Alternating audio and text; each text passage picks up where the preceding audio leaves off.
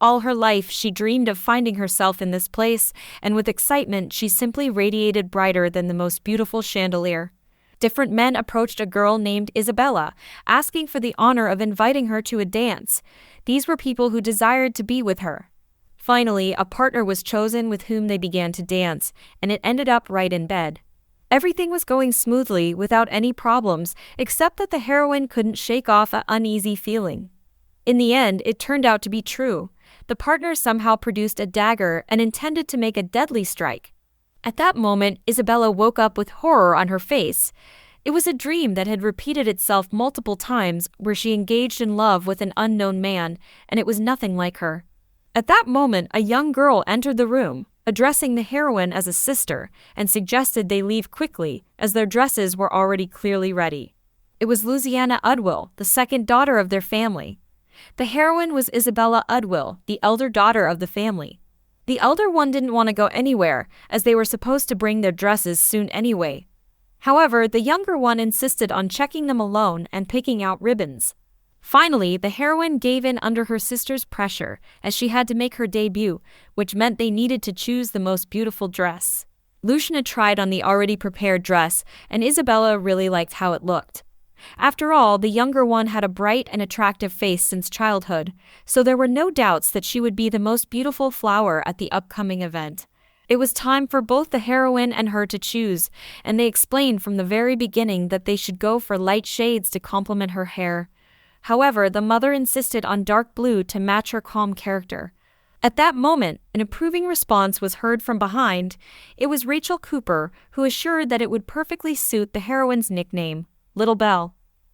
A sudden guest decided to talk to Isabella, curious if she intended to attend the ball organized by her family. Nonetheless, she knew no one would dance with her. Still, she continued attending such events, finding them quite enjoyable. Embarrassed, Isabella had nothing to respond to this statement. Suddenly, a boy named Theodore Mason voiced his objection, approached closer, took her hand, and declared that this time he would also attend the ball and steal her first dance.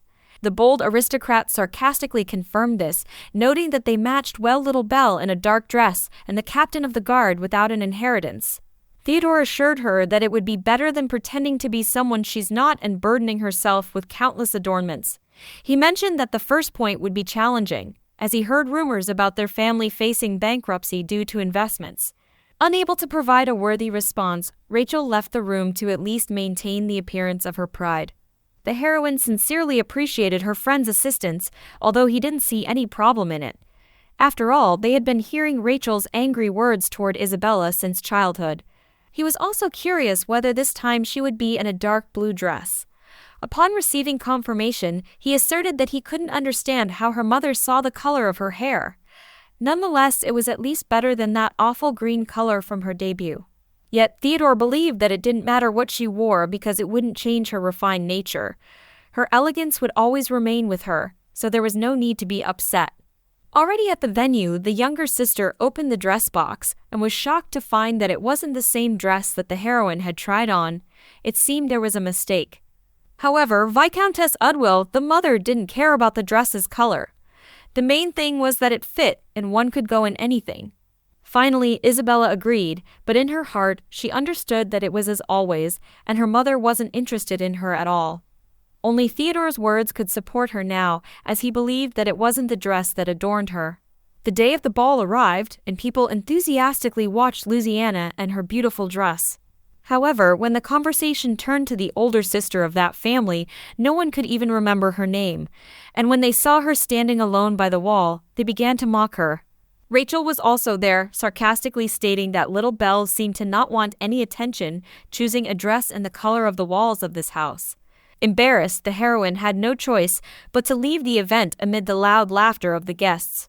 Back home, she simply crawled under the covers and didn't want to come out anymore. Only the younger sister came to somehow comfort her.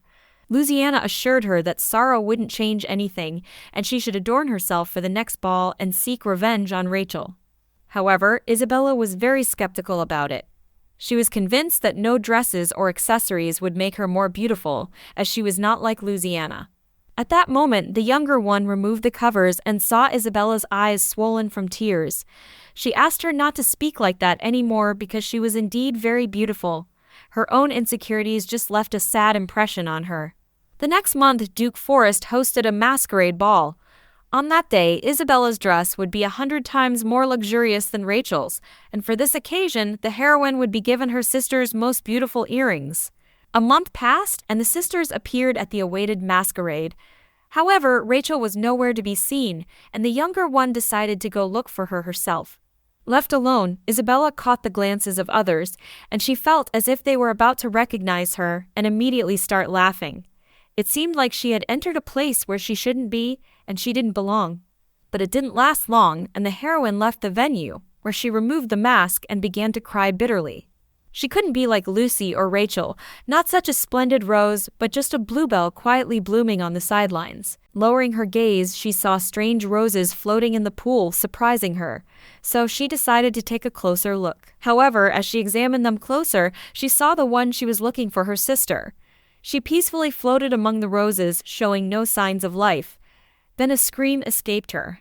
The heroine tried to call for help, but as she turned around, she encountered a mysterious masked man. It was her first encounter with a killer, a meeting that turned her life upside down and changed everything irreversibly. For the first time, such a horrific murder occurred 10 years ago. The first victim was a friendly and sweet girl in the town who had the most beautiful smile ever. She went to visit relatives who lived nearby, and a few days later, her body was found in the river. The incident repeated itself 5 years ago with Lady Ford, who, due to her indescribable beauty, entered into a calculated marriage with the Earl. Unfortunately, Earl Ford was known for his licentious ways and gained notoriety for his extreme cruelty. Unable to endure the harsh treatment, she escaped, and her body was found in a horrifying state a week later. Investigators immediately questioned the Earl, but he had a solid alibi. However, some remained suspicious of the aristocrat. Rumors circulated that he was involved in both murders, but the case hushed up as everyone lost interest in it, and eventually everyone forgot about the murder and the suspicion. No one could even think that a serial killer was behind all this. Rachel Cooper always insulted and publicly mocked the heroine, but she never wished such a fate upon her for anything. The morning came, the body was recovered, and the investigation began. A man nicknamed Mason led the case, and then the Duke Forrest and his cousin approached him. The Duke was named Philip, and he was troubled by why this happened on the day of their ball. His brother, named Iden, was already convinced that the same person killed the teacher Everett and Lady Ford. Mason noticed that hardly anyone else could adorn the victim's body so luxuriously. However, there were no signs of any tampering yet, as access to this land was not granted to just anyone. One of the investigators observed that they had a witness who claimed to have seen a man wearing a peculiar mask resembling a plague doctor. The discussion revolved around Isabella Udwill, but Mason immediately silenced the subordinate to prevent unnecessary information, although it was already too late.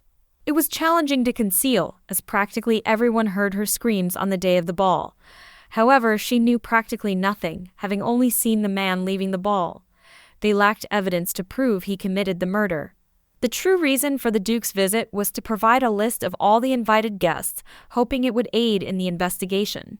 The subordinate, with visible surprise, noticed Theodore's name on the list, although he hadn't explicitly mentioned attending the ball. Captain Theodore insisted that he had urgent matters that day and preferred to focus on finding the killer. In the Viscount's mansion, Louisiana was deeply disappointed that all the balls were cancelled, especially during her debut season. Despite the serial murder, the Duke's picnic remained unaffected. This was the only thing that brought her joy, as she was eager to see his garden. The younger one also shared the suspicions circulating among the people. They spoke as if it were the devil's work, claiming that he personally killed Rachel. However, the heroine didn't believe such notions and knew it was just a deranged maniac. It turned out he targeted only beauties. All his victims, in the end, were known for their exceptional beauty. At this point, Lucy entertained the thought that in 5 years she might be next. However, her sister requested her to stop thinking about such things. Suddenly, a servant knocked on the door and informed them that flowers had arrived for Lady Udwill. The sister immediately noted that they seemed to be sent by Ted, and he was evidently concerned about Isabella, so perhaps they should expect a proposal from him soon. Later, a note was found in the bouquet, but it did not bear the Mason family seal. Sensing a strange scent, Ted suddenly appeared behind her, beginning to caress her tenderly and in a rather perverse manner, pursuing his goal. It ended as it always did, in bed, and as always, she immediately woke up afterward, covered in sweat. It turned out to be a dream. Lighting a fire in the fireplace, the heroine couldn't shake off a strange feeling, so she decided it was necessary to burn that letter. While Theodore was studying documents, a subordinate entered the room with a peculiar box in hand, explaining that the same black invitation found on all the murder victims was discovered among Rachel's belongings. The picnic arrived and the sisters attended. Among the attendees was the host of the picnic, who noticed that Lady Louisiana was the most radiant today. The heroine affirmed that her sister had always been so, and they were glad for the invitation. The gentleman was simply pleased that the event was not cancelled, as it was the peak season for rose blossoms. The aristocrat also inquired if the lady before him was the same Isabella. Upon confirmation, he assessed her with a glance and promptly left, commenting as a parting note that she turned out to be rather unappealing. While the Duke went to charm Lucy, Isabella once again felt like she was unwanted by anyone. Suddenly, someone behind apologized for Philippa's rudeness, and it turned out to be his brother, who requested to be called by his name. Ida noted that it wasn't easy always being beside such a radiant personality. Although he and Philip were practically like brothers, sometimes he felt like he was in his shadow, and even family members didn't always see him. The heroine could understand like no one else, but it wasn't worth thinking that this made him disliked there. Iden, with a peculiar smile, remarked that it was a shame Captain Mason couldn't come today, as he was busy with an investigation. Still, he hoped to hear good news about the two of them soon. Seated for tea, one of the guests claimed to have heard that Captain Mason ordered a large bouquet. Perhaps good news could be expected soon, but the heroine, greatly embarrassed, denied everything. The men opposite each other began to whisper, as if they pitied the captain. Perhaps life with such a lady was a bore, but in the Udwell family, there were only 2 daughters, so the father wouldn't regret the dowry. However, they pitied Theodore. If he weren't the 3rd son, he could have hoped for a good inheritance and a beautiful wife. One of the ladies also reminded everyone about what happened to Rachel and expressed the hope that the same wouldn't occur in 5 years. She warned Louisiana about it, as she was considered the most beautiful in their region. Suddenly, a butler entered the room and addressed the Duke, informing him that a letter had arrived for Lady Udwell. It was the same black envelope with no sender. All around were in turmoil, but Lucy didn't know what the letter was about. They explained to her that it was an invitation from the devil, the same type sent to the previous victims just before their deaths. Guests began to speculate that the letter must be for Louisiana because she was exceptionally beautiful and no one else could receive it. The Duke, with a slight smile, pointed out that Lady Udwell usually referred to the eldest daughter of the family. Thus, the letter was handed to the heroine. At that moment, she realized that the flowers might not be for her either. However, if she opened the letter, there was a chance she might fall back into sleep. Finally, the heroine declined, stating that it was someone's malicious joke. Since she wasn't known for her beauty, no one would send her such a letter. It must be someone's prank. In this case, the aristocrat rose and insisted it would be better for everyone to return home before darkness fell. It was dangerous for a lovely lady to remain on the streets under the cover of night. Suddenly, the heroine pointed to his cuts, but the man remarked that he just scratched himself while pruning the roses, as the more beautiful the rose, the sharper its thorns. Suddenly, Isabella realized that these roses were exactly the same as the ones on Rachel's body, and it frightened her deeply. As she looked back, she couldn't understand why she hadn't noticed this before, as these roses didn't bloom in their cold climate, and they could only be grown in a special greenhouse, and only one person had something similar. The heroine fell asleep again, which was the same as always, except that Rachel and Duke Forrest became the main characters, and it ended with the death of the girl. She woke up without any clue why she dreamed of this, and it immediately overwhelmed her. Theodore entered the room with a bouquet of flowers, and seeing her, he rushed to help her immediately. Sitting on the couch, the man began to inquire what happened, why she looked so pale, but she simply said she had a terrible nightmare. At that moment, the heroine insisted that she wanted to tell him something, but her attention was drawn to the bouquet behind her. Then Theodore remarked that he also had something to say, so he asked to go first. But Isabella was deeply distressed, yet she stood up and declared that she was in a terrible state in front of the guest. so she would go and change. While the captain waited with her relatives, the girl managed to change clothes and join them, after which it was time to talk to the guest. Theodore spoke, acknowledging that now might not be the most appropriate time, but he could no longer bear to see the person so dear to him trembling with fear. They had spent a lot of time together, and he had only recently realized to whom his heart belonged. He wanted to be by her side to protect her. Therefore, he had come to ask for her hand and heart, and this proposal was directed towards Lady Louisiana Udwell. The elderly women gathered for a tea party on the invitation of Duke Forrest, enjoying the beautiful weather. The conversation turned to the surprising proposal Captain Mason made to Louisiana. Many had assumed he would choose to marry Isabella. Among them was the sister's mother, who remarked that her daughter wasn't particularly attractive. Considering it was her third social season, doubts arose about whether she would marry at all. Ultimately, her indecisiveness played a role, and changing her simple and unassuming style might have helped. However, expectations were low, allowing her a little more time before finding a husband. The young woman sat nearby, but upon hearing the comments, she decided to take a stroll. The guests became curious about whether the younger sister might be too young for marriage. Some believed she could find a better match since Captain Mason wouldn't inherit anything. Still, the mother refrained from commenting. The protagonist headed to the reading room, where at least it was quiet. Conversations revolved around Lucy and Theodore, essentially focusing on her. When this came to light, the younger sister justified herself to Isabella as if she hadn't noticed her nod. If she was against it, the girl was willing to decline the marriage proposal. The sister nervously insisted that she wasn't opposed, emphasizing that they were just friends. However, what mattered most was Louisiana's opinion. Surprisingly, the younger sister liked the idea. Theodore was a genuinely good person. Despite the bitterness in the air, Isabella had no choice but to support her decision. Now in the reading room, she couldn't understand why she had invented all sorts of things for herself at all. From the very beginning, she could have guessed. Suddenly, out of the corner of her eye, she noticed the Duke and the investigator. The investigator handed something to the aristocrat, as he had requested.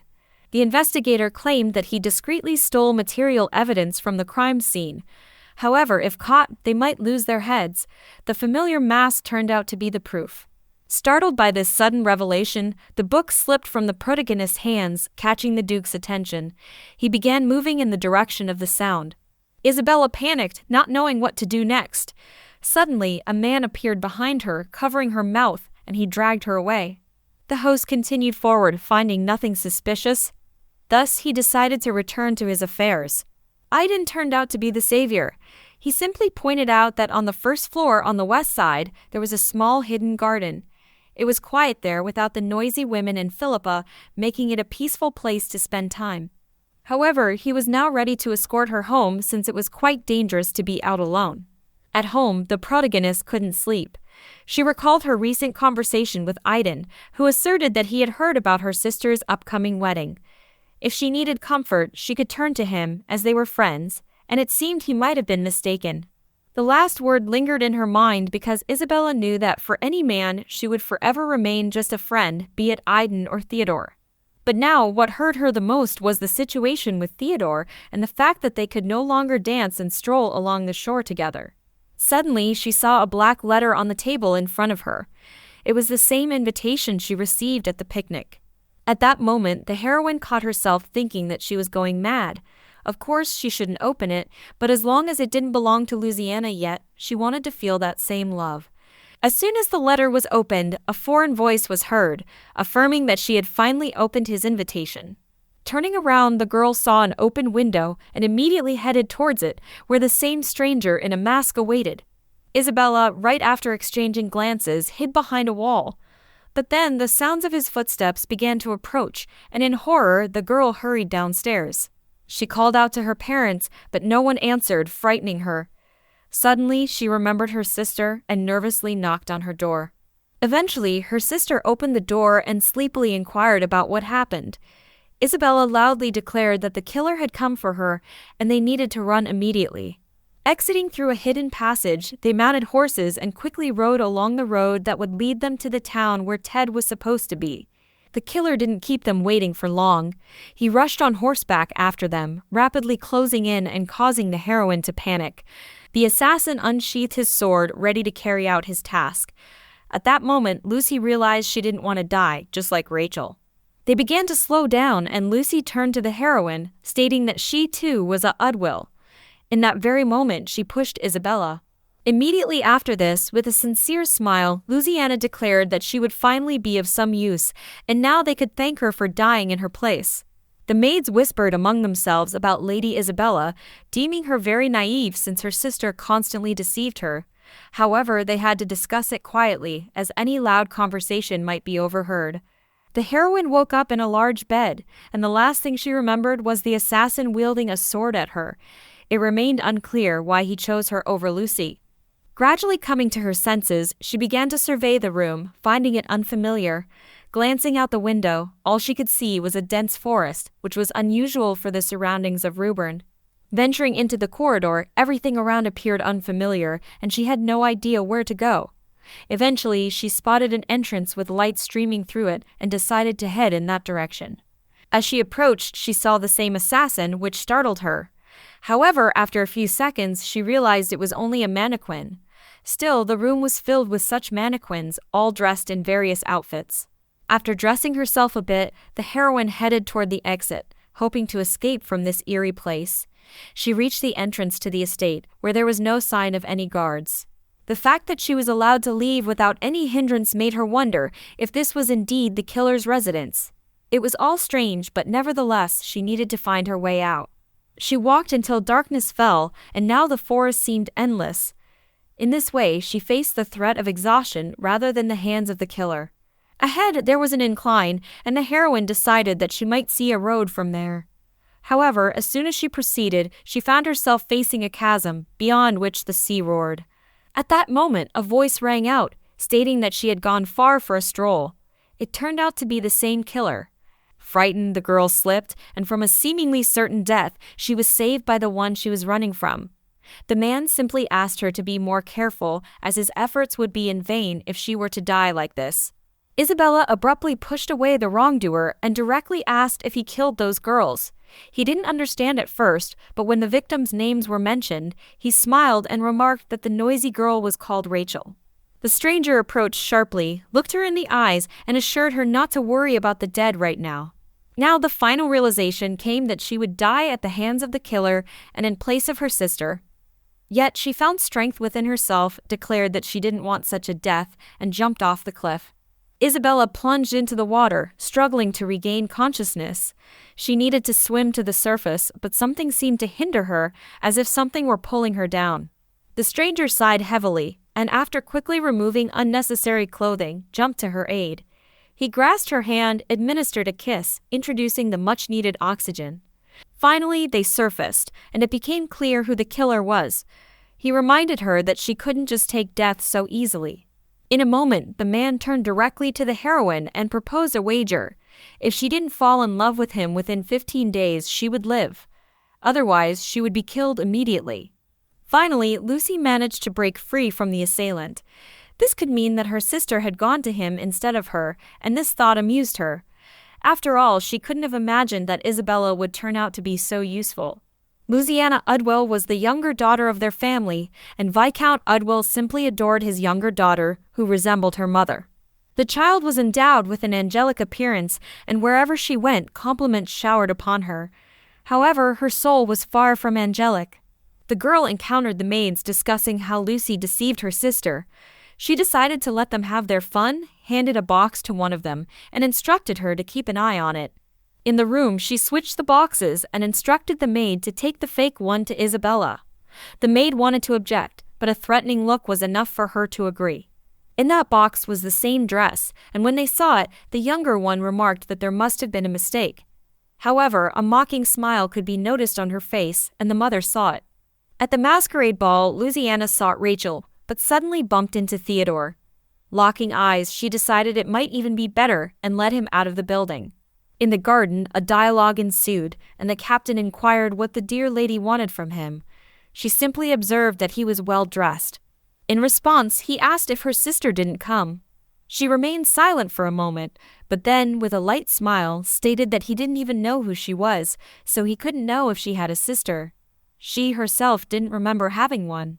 Getting closer, the girl insisted that they should be strangers now, and Theodore agreed to what the person before him hinted at. He confirmed that today they should be strangers, gesturing with his hands to express his agreement, and finally they dared to go along with it. While attending to her affairs, Isabella's cry was heard, but the younger one refused even to acknowledge that name and simply ordered to focus on her. During tea with the Duke, the mother already knew that Lucy simply wanted to take Theodore away from her sister, well aware of her feelings for him. Yet she doubted Isabella would marry him. On that day, after the captain proposed marriage, Lucy herself entered his room indignantly, stating that he hadn't mentioned marriage. He pointed out that she should have refused immediately if that's what she wanted, or perhaps it would have been better to marry Isabella after what had happened. Suddenly, the man pushed her onto the table, inquiring whether she wanted to feel superior to her sister, seeing how she married a man with whom the younger one had already been intimate. The girl began to resist and asked to be released, but the captain had no intention of doing so. He declared that one bird had already flown into his cage, so he only needed to choose the easier option. Upon hearing this, Louisiana angrily slapped him. However, Theodore had no intention of stopping. He didn't care who would be with him. It was enough for him to marry Udwil, and she could calmly become his fiancée instead of her sister. However, as she rode along the road, the girl realized she had no intention of becoming a victim of some murderer or the wife of a pitiful pauper. Suddenly, she saw a lone figure ahead, and it turned out to be Duke Forrest. He wondered why she was alone at such a time, but Lucy decided to seize the opportunity. In tears, she began to inform him that her sister had disappeared. In the meantime, Isabella had returned to the killer's estate. She didn't understand the nature of the challenge, that she couldn't fall in love with him within 15 days, and if they were not lying, it was not difficult at all. Still, she was reluctant to trust the words of someone who, without a shred of doubt, killed others. It seemed that all the girls before her were killed because they fell in love with him. The girl was convinced that the Duke himself was the killer. However, if you think about it, Philip and Iden were cousins, so perhaps the Duke was behind it all, and the Lord was just carrying out his orders. At that moment, she realized she didn't know what the Duke might be up to now. They could still be pursuing their original goal. Bursting into the room, the heroine found the man naked in the bathroom. He inquired why the young lady barged into the room without knocking. Still, she turned out to be unexpectedly bold. Isabella, at that moment, turned away, and the killer allowed her to say what she wanted. Calming down a bit, she asked what plans she and the Duke had and whether they really intended to harm her sister. The man remarked how amusing it was that the girl was still worried about her younger sister, considering she left her to die. With a sudden move, the master pulled her into the tub, stating that it's better to worry about oneself than others because their dispute had already begun. At that moment, Iden kissed the girl, but she immediately remembered how he had done it when she almost drowned. She pushed him away, stating that enticing her with his body was not the best approach. As it turned out, he hadn't even started using his body yet, but now he allowed her to take a closer look and feel if it could seduce her. Upon touch, she could feel how strong it was. It wasn't visible under his suit, but Iden had a very muscular body. Suddenly, the man hugged her tightly and whispered that her sister shouldn't have tried so hard, because from the very beginning he wasn't pursuing her. These words made Isabella snap out of his intoxicating scent and break free from his embrace. Iden sincerely didn't understand why she was so surprised. After all, she had received an invitation and was the first to interact with someone in a mask. The heroine, with horror in her eyes, asserted that she had heard that only beautiful women became victims. However, the killer never actually mentioned that, and besides, she fully satisfied him. Such a statement deeply disturbed Isabella, and hastily she left the bathroom. Now it was clear that he had been hunting her from the very beginning, and those hallucinations were his doing. Now she needed to change quickly. In search of a wardrobe, the heroine opened one of the rooms where a strange black mist was hidden, immediately enveloping her. She couldn't break free from the bizarre embrace, and it seemed like it was all over. However, the kidnapper appeared at the very moment needed and saved the victim. In the corridor, the man decided to warn her not to open every door she saw, or else she risked not surviving these 15 days. The evening passed, and the next morning, Isabella woke up in her new room, recalling the events of yesterday. She couldn't understand what was wrong with this mansion. While the servants tidied up the room, the victim decided not to ask anything for now and try to assess the situation as objectively as possible. From what she could gather, there were 5 or 6 servants working in the mansion, and about 15 outside its boundaries. It seemed quite few given the size of the estate, but none of the servants had uttered a word. Perhaps Aiden simply prohibited them from talking to her. Suddenly, the girl grabbed the hand of one of the maids and asked if they were allowed to leave the mansion since she had seen them bringing in groceries yesterday. The woman just silently pulled her hand away and turned in another direction. However, Isabella wasn't ready to give up. She took off her necklace and handed it to the maid. She wasn't asking for help to escape, she was simply interested in the outside world. Therefore, she wanted them to at least bring her a newspaper to learn about the current events. This time, the servant nodded approvingly. Breakfast time arrived, and they sat at a grand dining table adorned with luxurious dishes. The girl directly asked why she had to have breakfast in his company. Aiden remarked that it would be a shame if she died of hunger in her room. However, he had no intention of poisoning the food, so there was no need to worry about that. The man also reminded her that she could leave this place if, eventually, she didn't fall in love with him.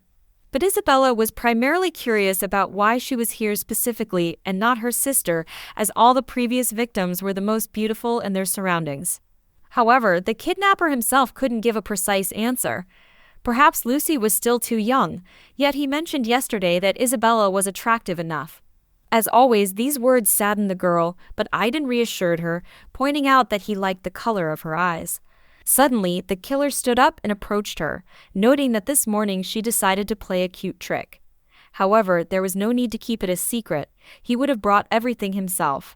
If she wanted to learn about external news, she had the right to read. To her surprise, the newspaper mentioned that the preparations for Louisiana's wedding were in full swing. Despite the disappearance of the elder sister, they still intended to proceed with the wedding.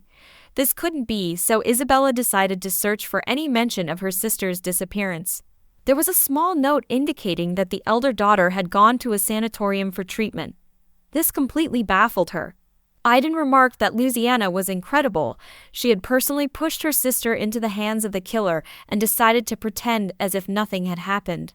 However, the heroine refused to believe this and pointed out that the newspaper might have been tampered with by him, but the man was indifferent to whether she believed it or not. At this moment, a tense moment arose between them, and the killer decided she needed a bit of distraction. He forcefully pulled her along, ignoring her screams and protests. When they reached a room, he pointed out that not all rooms were filled with something dreadful. Opening one of them before Isabella, a beautiful garden revealed itself. The room was filled with flower vases and pots. What she saw there completely captivated her attention. Rare species of flowers grew there, ones that weren't native to their surroundings. However, one flower particularly caught her attention. In a special container, it was surrounded by snow, and the girl couldn't comprehend how it was possible. But as soon as she wanted to touch it, Aiden stopped her, indicating that this flower was special. If she could sense its fragrance, she could see and hear what she desperately desired, such as thoughts of her relatives about her. Nevertheless, he allowed her to open the enchanting doors, and the scent immediately overwhelmed all her senses. This very fragrance emanated from the invitation. Intoxicated by the scent, she saw a younger version of herself with her sister on their parents' knees. The mother expressed deep concern for Isabella, as she was quite timid. Since they only had 2 daughters, it was necessary to marry them off successfully. However, the father suddenly declared that they still had Lucy. She could certainly elevate the family's reputation, and the woman agreed. In an instant, young Lucy turned directly to the heroine, stating that she was of no use. If she had a more beautiful sister, the debut would have happened much sooner. Immediately after these words, the now grown-up Lucy stepped forward and pointed out that it was the reason Theodore left her and chose the younger sister. But as soon as she turned around, she was confronted with a scene where Theodore was engaging in love with Lucy. As soon as their eyes met, the man declared that he was very glad she disappeared, as it was not easy at all to force himself to be polite with someone like her. In a moment, she regained her composure and fell to the ground. Tears welled up in her eyes, but in her mind, it became clear that they all didn't care about her. Neither her family nor the man to whom she was ready to give her heart even remembered her. At that moment, Aiden embraced his victim, reminding her that they were in the same situation and he would be by her side because she was needed by him. The man supported her in a difficult moment, and she allowed him to kiss her, but within a few seconds, he realized it was too easy. After this moment of weakness, the heroine realized what had happened and abruptly turned away, despite knowing it wouldn't change anything. Aiden decided to share his story. It turned out he was born before Philip, the former duke, and for a long time there was no male heir. Everyone assumed Aiden would be the heir to the Forrest family. At that time, he was too young and didn't understand much. However, he remembered the quality and soft blankets from his early childhood. But everything changed with the birth of his brother. The number of servants around him halved, and his clothes became simple, practically without embellishments. He only realized what was happening with the years, the feeling of being oppressed for the sake of someone who received much more love and attention. They shared this similarity, but that was the end of the story. The kidnapper assured that delving into such a heavy topic was not necessary, and it was time for them to go because a gift awaited her. They found themselves in a room with numerous dresses hanging. The man noticed that dark shades of green and blue didn't suit her, and there was nothing to say about red. Suddenly, the heroine blushed and asked if he did see her that day. However, he couldn't forget that image. Isabella blamed Rachel for everything, but Aiden vehemently denied it, stating that she wasn't the type to fabricate such things. Spilling the wine glass on her was her limit. The kidnapper explained that he heard there were 2 dress orders at the atelier. The first was from Mrs. Udwill, who wanted dresses for her daughters. The second, however, was an entirely different matter.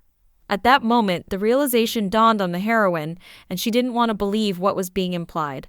However, rumors circulated that Lucy ordered everyone to keep everything strictly secret from her sister, and with money, anyone could be persuaded. Finally, Aiden selected an outfit he believed would look lovely on her. He was convinced that a dress in a shade of blue would suit Isabella. He also pointed out her loose hair, unfortunately hiding her beautiful shoulders. Without uttering a word, at a gesture from the master, servants entered the room and began dressing the heroine. Finally, she wore the new dress and stood before the mirror to admire the still hidden part of herself. Suddenly, Aiden himself appeared behind her, and as he suspected, the dress suited the girl very well. However, that wasn't enough, so he got another accessory for her. It was a blue diamond, a rare gem brought from the new continent. The next adornments, unfortunately not diamonds but sapphires, shone just as luxuriously, and all of it was for her. Suddenly, at the most inappropriate moment, her stomach signaled it was time to eat. With a cheerful smile, the man remarked that since she dressed up, they could have a dinner that matched her appearance. Seated at the table, the killer noted that at lunch, it seemed like she was ready to die of hunger, and she confirmed that it wasn't easy to believe that her food wasn't poisoned. Finally, they began the meal, and the heroine clumsily attempted to use the table knife, but it slipped from her hand onto the floor. At that very moment, a servant appeared and announced that she would bring a new set of utensils. Aiden didn't start the dinner, but instead he closely observed his potential victim. This gaze unsettled her, so she asked him not to look at her like that, as everything was fine with her face. However, the master promptly remarked that he never expected the girl to be any less than her sister, and it was remarkable that no one had noticed this beauty in her. In a moment, he corrected himself, as there was only one person like that, and it was Theodore Mason, even though, in the end, he chose Lucy. The mention of her friend made her wonder if he worried about her disappearance and if he believed that she went for a sanatorium treatment. Tired from all these shocks, the girl decided to retire to her room, where she surrendered to sweet sleep. Suddenly, a man entered her room and began caressing her body with his hands. Opening her eyes, she saw Theodore before her and sensed a familiar scent, so it was decided that it was a dream. Passion was only intensifying, and suddenly she wanted to look at his face. To her surprise, Aiden appeared there. Realizing that it wasn't the one she was expecting, the girl screamed throughout the mansion. She was no longer sure it was a dream, and she wondered why it wasn't the one she desired. The next day arrived, and Isabella occupied herself with reading a book. After all, this activity always brought her comfort. However, the events of the previous day lingered in her mind. It was unclear why that devil appeared in her dream, especially in such a form. In an attempt to distract herself, she began to read. Yet, even in the book, there were descriptions of what she tried not to think about, so she decided to find another book. But the next one had a similar plot, which annoyed her. Aiden, who was reading nearby, noticed her reaction and pointed out that the reading room usually required silence. Instead, she remarked that it wasn't a place for sleep, and the man playfully agreed. Looking at him, Isabella couldn't divert her gaze from his exposed chest. He noticed and immediately apologized as he hadn't realized that the buttons were undone. After dressing properly, the abductor returned to her, and the familiar scent enveloped her. She was intrigued to know where it came from, as it emanated from the invitation and the peculiar flower. The man explained it was the golden night terror, and the drier the flower, the stronger the aroma. As she could understand, it showed what she desired to see. He became curious about what she had seen. Aiden assumed there was a beloved man in her dreams, but received a firm denial. Now, everything became clear to her how he had been tempting the girls all this time, simply appearing in their dreams. At that moment, he inquired whether he was in her dreams and not Captain Theodore. The heroine, realizing her mistake, covered her mouth to prevent saying anything more. But it was already too late, and the killer wanted to know what he was doing in her dream. However, judging by her reaction, it was not appropriate to discuss such things with outsiders. Easily embracing the girl, Aiden stated that he didn't know what he did in her dreams, but in reality, he could make things much more enjoyable for her. Hence, they could compare as she seemed curious about it. The man reached for the lace that supported her chest and began to undo it. However, at the last moment, the heroine regained her senses and started to cover her exposed body. To his surprise, the woman insisted that there were many people around, so it would be better to go to another place, specifically to her room. Upon arriving there, Aiden began to undress, thinking that all women are the same and want to spend their first time in bed. Getting closer, the man gave her a choice, whether she desired a kind and gentle gentleman or a rough and brutal man. She chose the first option.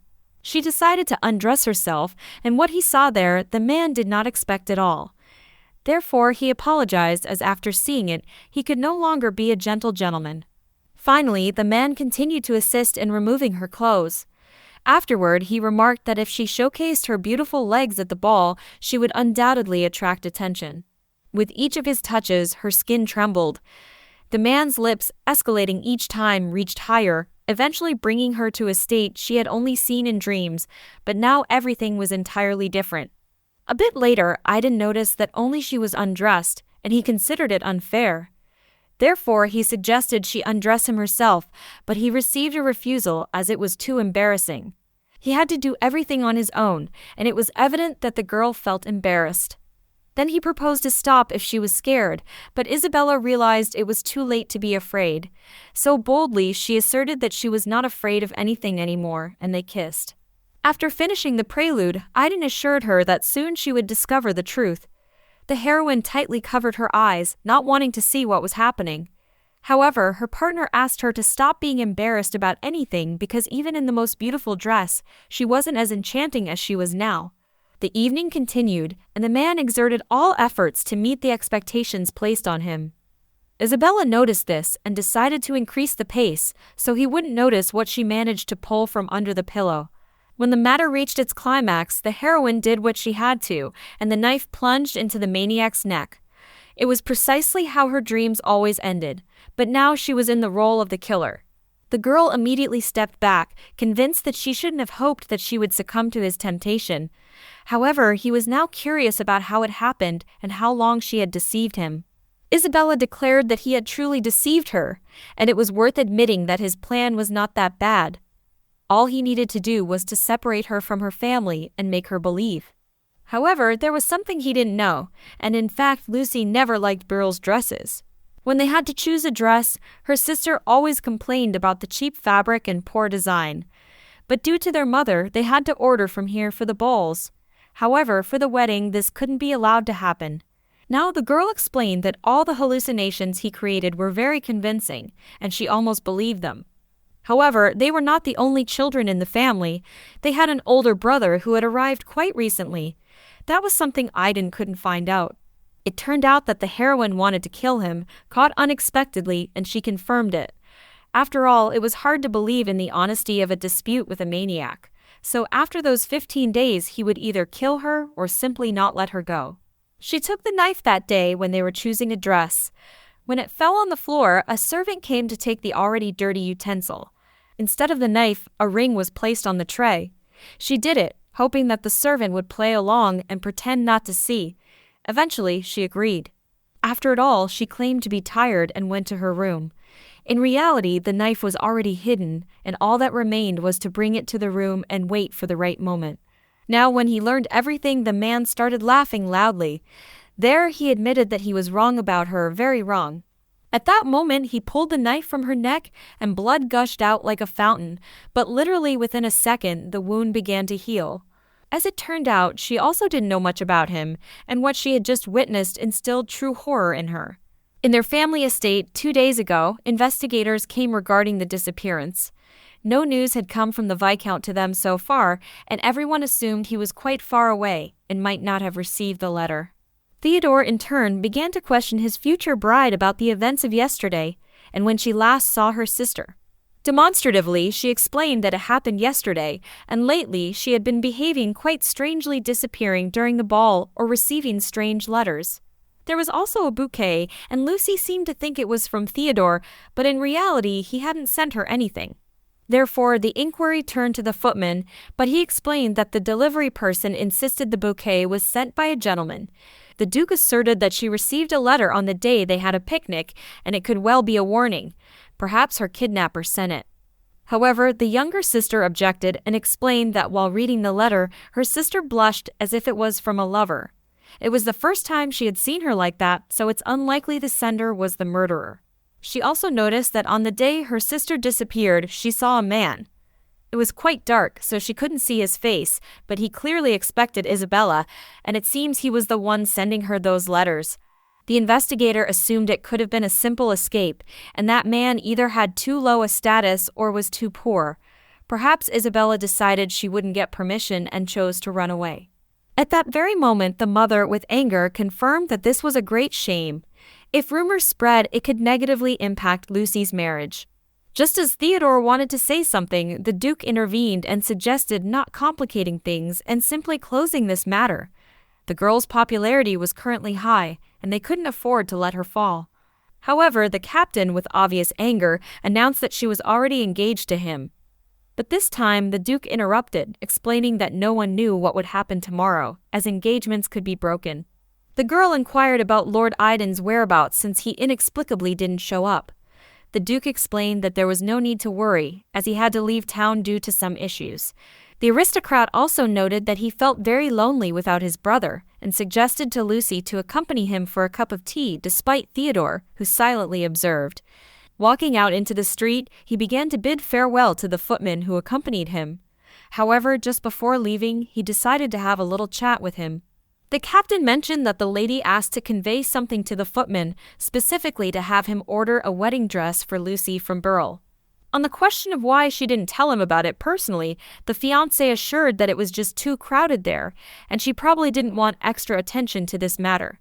Nevertheless, Lucy was deeply saddened by what had happened, so it was worth conveying to Burrell for her to create the most luxurious dress and ensure that rumors did not spread. Once they had finally said their goodbyes, it was evident how the footman was talking to the maid, and the captain immediately understood that he couldn't keep a secret.